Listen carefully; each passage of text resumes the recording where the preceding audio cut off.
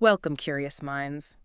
Today, we're plunging into a case that truly embodies the relentless march of time against, well, the unwavering pursuit of justice. Yeah, it's a story where a small-town nightmare, one left unsolved for decades, finally cracked open. And thanks to the most unexpected people, really, this isn't just about a crime, it's about the deep scars left on a community, the extraordinary persistence of a few individuals, and maybe the surprising power of unspoken suspicions. Absolutely. We're diving into the enduring case of Mandy Stavik, a young woman whose murder back in 1989 cast such a long shadow over her community. What's so compelling here is how this story challenges that idea, that time inevitably buries the truth. Right. Instead, it shows us that some truths, no matter how deeply hidden, can indeed surface, often through the quiet, consistent efforts of ordinary people.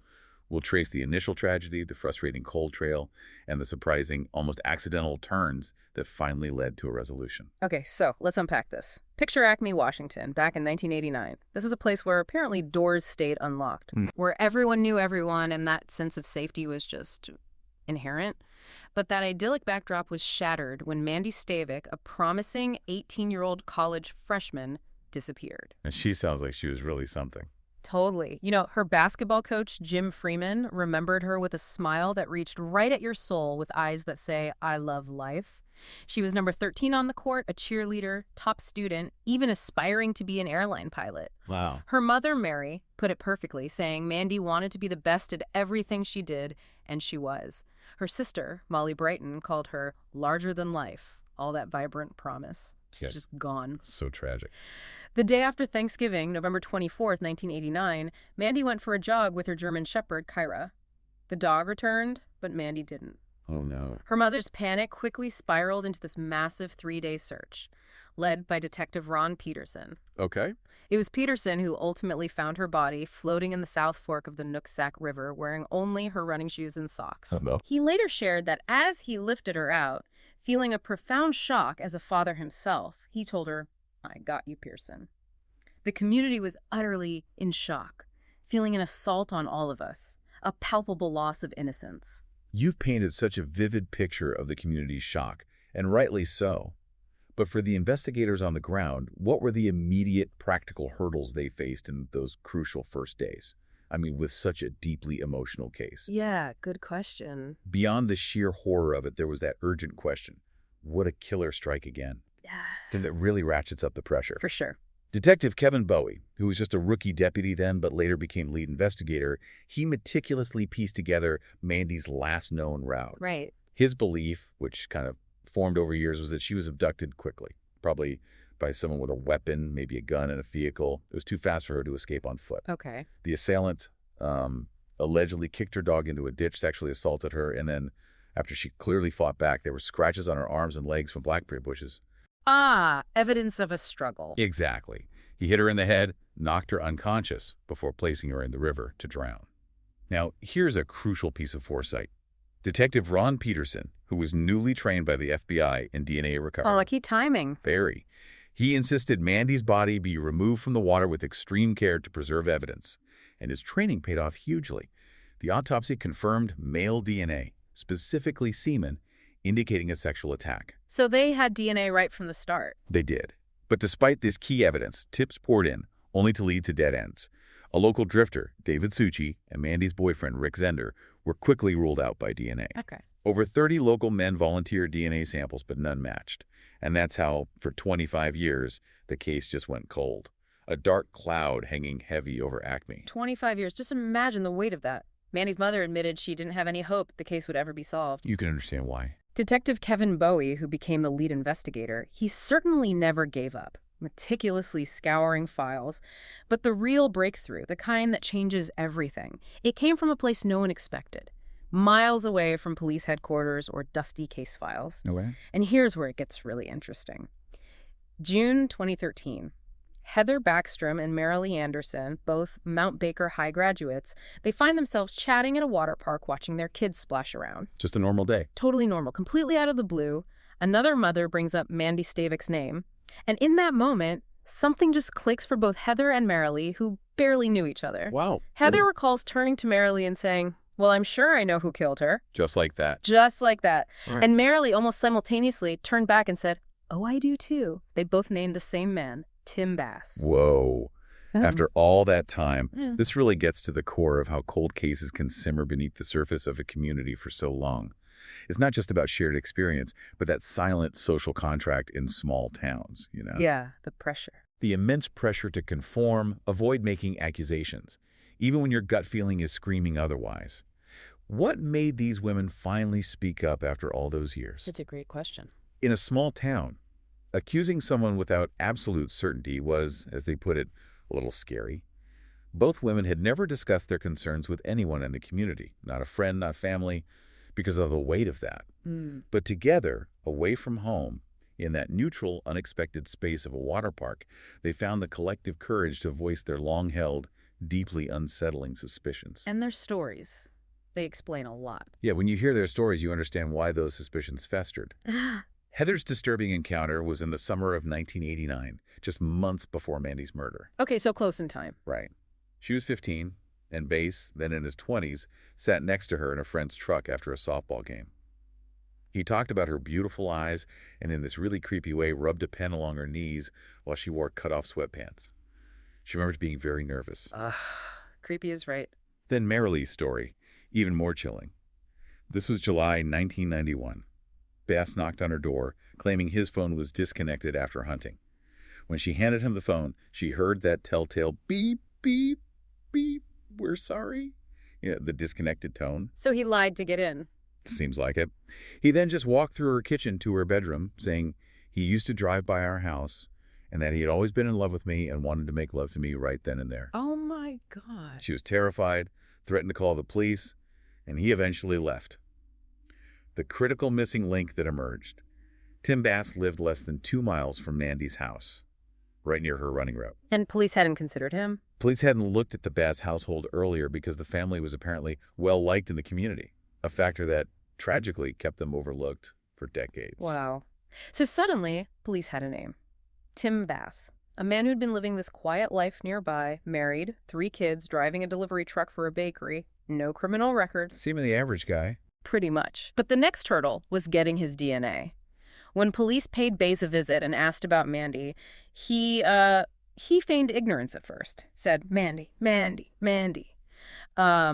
Oh yeah, she was a girl that they found on the river. Not exactly convincing. Not at all. Investigators clearly felt they were being played. I mean, who could genuinely forget Mandy Stavik in that community? Right. Impossible. When they asked Bass for a saliva sample for DNA, he flat out refused, stating, I watch those crime shows. I see how many people go to prison because they've given DNA. Not exactly an innocent reaction either. Not really. So with official channels hitting a wall and Bass openly defying them, the investigation stalled yet again. They put a surveillance team on him for 3 months, following his bakery delivery route, hoping he'd discard something, anything, with his DNA. Like a coffee cup or a cigarette butt. Exactly. They followed him all night long sometimes, but nothing. No luck. So police hit that wall with Bass's refusal. What unconventional avenues did they have left? This is where the human element really shines through, isn't it? It really is. Police decided to reach out to Kim Wagner, Bass's boss at the Franz Bakery. His boss, okay. Yeah. She described Bass as weird, explaining that you just never knew what Tim was going to be at work that day. She noted his low regard for women. He always called her woman instead of Kim, and that the smallest thing would anger him. Not a great picture. No. As Kim chatted with investigators, she pretty quickly grasped what they were really after. She directly asked, well, you guys want DNA, don't you? And then she offered, I can get it for you. Wow. She just volunteered. She did. For 3 months, Kim kept this vigilant eye on Bass. Even started emptying the garbage daily herself, hoping he'd discard something with his saliva. That's incredible dedication. And a bit nerve-wracking for her, I bet. Totally. She admitted later that her gut said it was him, but her heart said it wasn't because I just didn't really want to think that we were all betrayed. Understandable. Finally, she saw him throw away a plastic cup and later a Coke can. She described it as game time and a jackpot. She immediately grabbed them, put them in separate bags, labeled them, and gave them to police. The smoking. Well, the drinking cup. Exactly. 3 months later, the state crime lab confirmed it. We've got a match. Detective Bowie described hearing those words as, the biggest thing that's ever happened to me. Tears flowed. The DNA matched Tim Bass. Finally. after almost 3 decades. With that definitive DNA match, police finally had their man. On December 12, 2017, 28 years after Mandy's body was found, they confronted Tim Bass as he was leaving work. The moment of truth. When questioned, he initially denied any relationship with Mandy, even asking, "Why would your DNA be inside her?" He was arrested on the spot: kidnapping, rape, murder. As his partner cuffed him, the detective stated, "You're under arrest for the murder of Mandy Stavik." Bass's only response: "Who?" Who? Still playing dumb. Right. But that same night, after his arrest, Bass's story began to shift. He still claimed innocence, but then offered a consensual affair with Mandy. Ah, the fallback defense. He described it as more of a friendship type thing that grew into more of a physical thing, mostly kissing and stuff, not even that much. That's a stark contrast, isn't it? DNA proof of contact, but now this new claim of consent. So, what was the prosecution's strategy? How do you dismantle a defense suggesting an innocent reason for critical evidence like DNA? Yeah, a tough spot. Prosecutor Dave McEachran, who actually came out of retirement unpaid for this deeply personal case, argued forcefully that Mandy was kidnapped, she was raped, and then she was killed. Straightforward. They systematically highlighted the inconsistencies in Bass's story. His initial claim of not remembering Mandy, the complete absence of any evidence of a consensual relationship, no witnesses, no calls, nothing to suggest a secret romance. And the physical evidence. Crucially, they pointed to the scratches on Mandy's body. Those strongly suggested she was fleeing or fighting, not engaging in consensual activity. Makes sense. The defense tried to introduce doubt, of course. They called Dr. Elizabeth Johnson, a forensic expert, who testified the semen could have been deposited up to 48 hours before death, suggesting a wider window. Trying to muddy the waters. Exactly. But the prosecution countered with their own expert, Dr. Gary Goldfogel, who was the original medical examiner from 30 years prior. He firmly disagreed, stating his findings were consistent in all regards with rape, then killing, then drowning. So, expert versus expert. And then there was the family testimony. Incredibly powerful and damning against Bass. His ex-wife, Gina Malone-Ass, justified she divorced him after his arrest and his claims about Mandy, described him as controlling, emotionally abusive throughout their nearly 30-year marriage, said she felt like she went into a prison. Wow. She also revealed he had asked his own mother to lie and blame his deceased father for Mandy's death. Exasperate. And his brother, Tom Bass, testified that Tim had told him he'd slept with Mandy decades ago, then incredibly asked Tom to lie to police, claiming Tom had also slept with her, to make it look like she got around. Trying to smear Mandy's name. Exactly. Tim even asked his mother to provide a false Christmas shopping alibi for the day Mandy disappeared. The defense must have had a hard time explaining that. The defense attorney, Shoshana Page, ultimately tried to rationalize it, argued that even innocent people, when they're under that great weight of suspicion, can do things that can be interpreted as well. Only a guilty person would do this. And they kept emphasizing that DNA can only tell you that there was contact, and evidence of sexual contact is not evidence of rape. Trying to separate the DNA from the act of violence. Okay. After 9 grueling days of trial, the jury finally began deliberations. For Mandy's family, the hours felt like an eternity. I can only imagine. It was clear the defense had planted some seeds of doubt. One juror later mentioned the thought that, teenage girls can sneak out at night. Maybe there was a secret relationship. So the consent argument had some traction. It seems so, at least initially. But after just over a day of intense deliberations, on December 14, 2018, 29 years and 6 months to the day Mandy Stavik was killed, the jury delivered their verdict. Timothy Forrest Bass was found guilty. Murder, rape, kidnapping. For Mandy's family and the entire community, the profound relief was just almost unbearable. Oh, finally.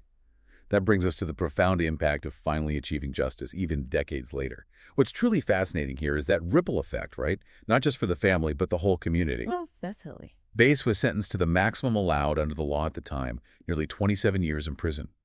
Prosecutors, strategically, didn't charge him with premeditated murder. They were uncertain they could secure a conviction on that specific, harder-to-prove charge. They wanted the conviction they could get. Exactly. The judge, in his sentencing, addressed Bass directly. Said, "For 30 years you have lived free from the responsibility for your acts, but that life has been a lie, and tragically it has caught your family in its web." Powerful words. Didn't Bass react? He maintained his innocence, even in court. Said, "I'm 100% innocent of this crime, and I don't believe I received a fair trial." But beyond the courtroom, some lingering concerns remain. Bass's brother Tom now wonders if Tim could have had other victims, maybe even Heather or Mara Lee. He reflected, "You sometimes think we're lucky to be alive." Chilling thought. And Kim Wagner, the bakery boss who got the DNA, she really articulated the broader impact, credited the village and the whole community, along with the sheriff's office never giving up, for finally solving the case.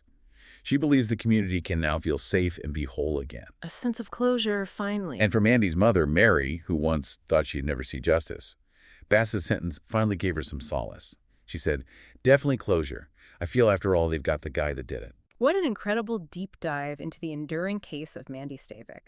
From a small town's shattered innocence to the relentless pursuit of justice across decades. This story really reminds us that every detail, every conversation, every, gut feeling can matter. It underscores how the weight of silence can be lifted by an unexpected moment of shared courage. This deep dive truly underscores how the human element, those quiet suspicions, the protective instincts of a community, individual acts of courage from unexpected sources, can be just as potent, maybe even more crucial than advanced forensics in these decade-old cold cases. Yeah. It really challenges the conventional view that only official channels deliver justice. Sometimes it takes a village, quite literally. So consider the extraordinary role of ordinary people, those water park moms, the bakery boss, in cracking this cold case. What hidden truths might be waiting for an unexpected moment, or maybe an unexpected conversation, to be revealed in your own world? And what impact does a community's refusal to forget truly have on the pursuit of justice decades after the fact?